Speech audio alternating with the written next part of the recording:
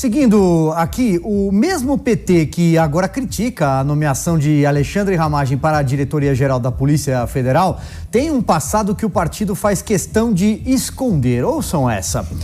Em 2003, quando subiu a rampa do Palácio do Planalto, Lula tinha uma preocupação na cabeça e um segurança de campanha a quem recorrer, segundo a Veja. Francisco Baltazar da Silva, de 52 anos, era um policial mediano na Polícia Federal. Seu feito mais marcante na carreira havia sido a chefia da segurança de Lula na campanha de 1989 e em todas as demais seguintes. Com a chegada do petista à presidência, ele tornou-se o poderoso superintendente da Polícia Federal em São Paulo. A nomeação no cargo, no entanto, seguiu-se uma série de escândalos e suspeitas de aparelhamento político na corporação. Baltazar teve auxiliares presos por falcatruas investigadas pela própria PF e convivia com manobras no comando da polícia em Brasília. Dessa história, creio que nós três nos lembramos muito bem, hein, Zé? Pois é, olha, Silvio, a gente vê esse debate todo, mas dá uma tentação danada para os presidentes, para os ministros da Justiça, de comandarem a Polícia Federal. Eu tenho lembrado aqui, apenas por uma força do hábito, né, de dizer que o Ministério da Justiça, ele é o ministério mais antigo, foi criado em 1822 por Dom Pedro como escritório de assuntos de negócios da Justiça, e foi ocupado ali por nomes importantes. Eu vou só citar alguns nomes aqui que ocuparam o Ministério da Justiça. Por exemplo, Oscar Dias Correia, Jarbas Passarinho, Bernardo Cabral, lembra? O Célio Borja, que assumiu no governo Collor como o ministro-chefe, né? Assim, ó, o ministro-chefe ali dos... Muito bem. Agora sim, de volta. Aí o que acontece? Depois veio Nelson Jobim, o Iris Rezende, o Renan Calheiros assumiu o Ministério da Justiça, e o Aloysio Nunes, o Reale Júnior, o Miguel Reale Júnior, né? O Paulo de Tarso, o Márcio Tomás Basso, o Tarso Genro, José Eduardo Cardoso, Alexandre de Moraes e Osmar Serralho. Para você ter uma ideia, no governo Michel Temer foram 4. No curto governo Michel Temer, de 2 anos, 4 ministros da Justiça. Então, apesar da estabilidade do Ministério da Justiça, a instabilidade dos ministros é muito grande. E todos eles tentaram, sim, controlar a Polícia Federal. Agora, o que eu queria alertar, Silvio, isso é muito importante, que diante desta situação, os delegados e a Federação dos Delegados, nós entrevistamos aqui o presidente, Edvandir, quer desengavetar um projeto que está no Congresso Nacional de independência da Polícia Federal. Criaria um órgão assim autônomo, como um novo poder. Agora, o principal ponto que eu tenho recebido aqui é o seguinte: esse projeto de independência e de autonomia é fortemente criticado pelos agentes, pelos policiais, pelos papiloscopistas e outras funções da Polícia Federal. Ele é muito pró-delegado, coloca o delegado como chefe geral, dono de investigação e de inquéritos na Polícia Federal. Então é preciso entender que todo mundo aqui defende mesmo a autonomia da Polícia Federal, a Polícia Federal como um órgão de Estado, uma polícia judiciária, provocada inclusive pelo Judiciário, né? Então, é independente, tem autonomia, mas não exatamente um projeto para colocar a Polícia Federal de uma forma que não obedeça a ninguém. Para se ter uma ideia, uma prova cabal, Augusto, de que a Polícia Federal ela é indomável, de que logo depois desta movimentação, o que fez o ministro Alexandre de Moraes? Determinou, não é pediu não, ele determinou, né? Assinou uma sentença, né? Que o juiz não pede, ele manda, de que não há como tirar ou substituir os policiais que estão investigando esse inquérito aí de agressões contra o Supremo Tribunal Federal. Eu não sei que diabo é aquilo, né?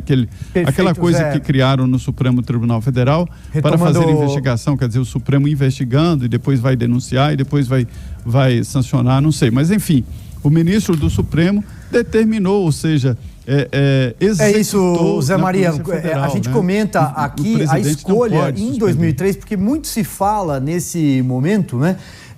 Da escolha do Alexandre Ramagem para chefiar a Polícia Federal e toda a polêmica em volta disso, né, que marcou aquela sexta-feira, a última sexta-feira, um dia que quase abalou a República com a saída de Sérgio Moro pela troca de Maurício Valejo da direção da Polícia Federal. E agora essa escolha que é atribuída como um homem próximo ao general Helena, do Gabinete de Segurança Institucional, José Maria Trindade, lembrou muito aqui aquilo que a gente leu na nossa lauda, de que assim que foi eleito presidente da República e tomou posse, o ex-presidiário Lula nomeou Francisco Baltazar, que era o chefe da campanha dele. O Lula conheceu o Baltazar em 1989, durante a campanha. Eles se tornaram próximos. O Francisco Baltazar se declarava ser fã do ex-presidente, do ex-presidiário, né, como a gente diz aqui. Então, isso não é muito novo, né? É bom olhar para trás, às vezes, e ver também o que o PT fazia. Eu quero continuar um pouco aqui no assunto, Augusto Nunes, e depois o Zé faz aí um arremate. Perfeito. Olha, o PT, ele interferiu o tempo todo nas decisões e nos caminhos aí percorridos pela Polícia Federal. É uma piada o PT festejar o equívoco do Sérgio Moro, que diz, não, ninguém interferiu, nem mesmo os governos que se meteram em patifarias. Aí os governos anteriores, ele não usou esse termo, mas é isso aí, vale. Se meteu em ladruagens, roubalheira, ele podia dizer isso aí. É errado. Repito, o Lula interferiu desde o primeiro dia. O Márcio Tomás Bastos, que era o ministro da Justiça, que não honrou o cargo, já morreu, mas a morte não absolve ninguém dos pecados cometidos em vida. Ele se reunia diariamente com o Paulo Lacerda, diretor da Polícia Federal, e sabia tudo, e evidentemente contava tudo para o Lula. A certa altura, o Lula tirou o Paulo Lacerda da Polícia Federal, porque ele ou queria na ABIN, e estava descontente com o da Polícia Federal e trocou. O Lula fez isso. E a Dilma Rousseff, quando tinha como ministro o José Eduardo Cardoso, tentou fazer isso o tempo todo, interferir na Polícia Federal, obter informações privilegiadas, saber quando é que seria a operação. Ela só sabia, a Dilma só decorou o horário, só sabia que às 6 da manhã poderiam bater na porta da casa dela. A única coisa que ela sabia. Mas tentou, não conseguiu, e agora fica posando de democrata, que nem, meu Deus, nós não faríamos isso. Mas me imagina, quem pertence a uma quadrilha quer saber todos os movimentos da polícia, qualquer polícia. É muito natural que isso aconteça. Então foi esse o erro de informação cometido pelo Sérgio Moro na entrevista de despedida. Que é isso? Eles tentaram tudo e conseguiram no governo Lula. E esse exemplo da nomeação do chefe aqui em São Paulo, muito bem lembrado agora, mostra a que ponto chegamos no governo Lula. Ele quis o controle mesmo da Polícia Federal e botou um bandido para ser o diretor aqui em São Paulo. Augusto, só para a gente arrematar aqui o caso, porque eu tenho certeza que esse é um assunto que interessa muito para a audiência dos Pingos nos Is. Você se lembra do ex-juiz Rocha Matos? Lembro, claro. Pois bem... Claro, aquele cabeleira branca ali, vendedor de sentença, um tremendo vagabundo, Pois bem, só que o Rocha Matos, e essa história você também se lembra, a gente já trocou muitas ideias sobre isso. Rocha Matos tinha fitas secretas que revelavam conversas de integrantes do PT na época da alta cúpula do PT. Cito aqui, por exemplo, Gilberto Carvalho, secretários municipais da cidade de Santo André, que era administrada por Celso Daniel, que foi assassinado. E ele tinha essas conversas, pessoas do mundo do crime conversavam com integrantes do PT sobre o caso. Um belo dia, eu me recordo aqui, Augusto, durante a CPI dos bingos, que funcionou no Senado quase que concomitantemente, paralelamente à CPI do Mensalão, o juiz Rocha Matos, ele deu a seguinte declaração que, enquanto você falava, rapidamente eu peguei aqui no meu computador. No exercício do cargo de juiz, eu cheguei a ser procurado algumas vezes por uma pessoa chamada Baltazar, que, mais tarde, soube que era o chefe da segurança do então candidato à presidência da República, Luiz Inácio Lula da Silva, em 1989. Ele me pediu que as fitas, por serem gravadas de forma ilegal, deveriam ser destruídas, porque, do contrário, poderiam comprometer e desgastar a imagem do PT.